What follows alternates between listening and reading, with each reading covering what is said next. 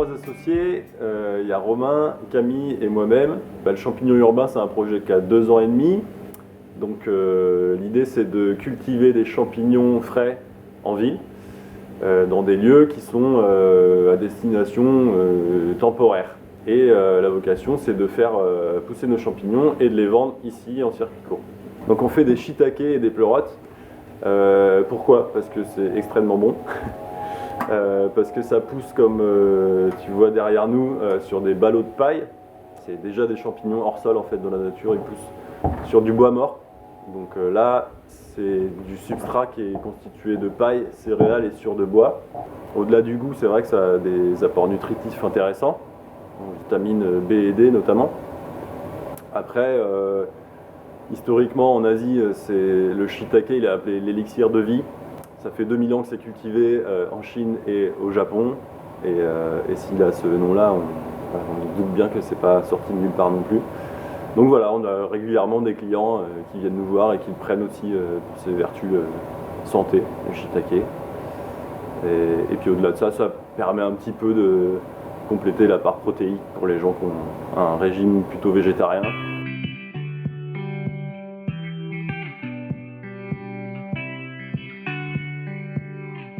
Le projet est assez global, c'est-à-dire qu'effectivement on veut avoir un impact le plus bas possible en termes d'énergie.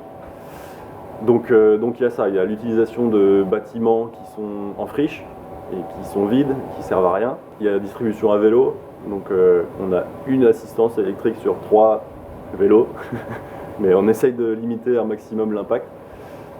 Et l'utilisation de déchets de déchets, mais en fait qu'on appelle plutôt nous des matières premières réutilisables, pour fabriquer le substrat qui sert de pousse pour le champignon. La production, on est à peu près à 120 kg par semaine, donc pleurotes et shiitake confondus. On alimente principalement les AMAP, puisqu'il n'y a toujours pas de champignonnistes à part nous dans le 44.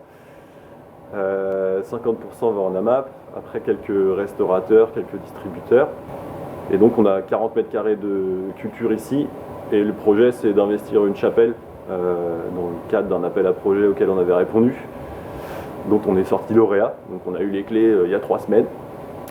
Et du coup on va parallèlement s'installer là-bas dans la chapelle aussi. Donc on aura 2 fois 40 mètres carrés en fait, pour pouvoir assurer 3 salaires du GAEC d'ici fin d'année.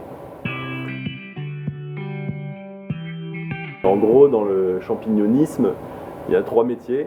Il y a la reproduction du mycélium, qui est plutôt en laboratoire, avec des conditions d'hygiène assez drastiques. La fabrication du substrat, auquel on ajoute donc le mycélium. Après tout ça, ça se développe pendant 2 mois, selon les espèces, à l'obscurité. Et la 3e étape, la fructification. Donc du coup, nous, on fait la 3e étape pour l'instant. Et l'idée, c'est de remonter les filières pour être complètement autonome d'ici à 3 ans, on espère. On est dans une réflexion d'essaimer ce genre de projet et que ça puisse être repris par d'autres. Enfin, voilà. Donc on n'est pas avare de donner des informations. Et c'est une dimension importante aussi pour nous, puisqu'on est voué à rester à une petite échelle.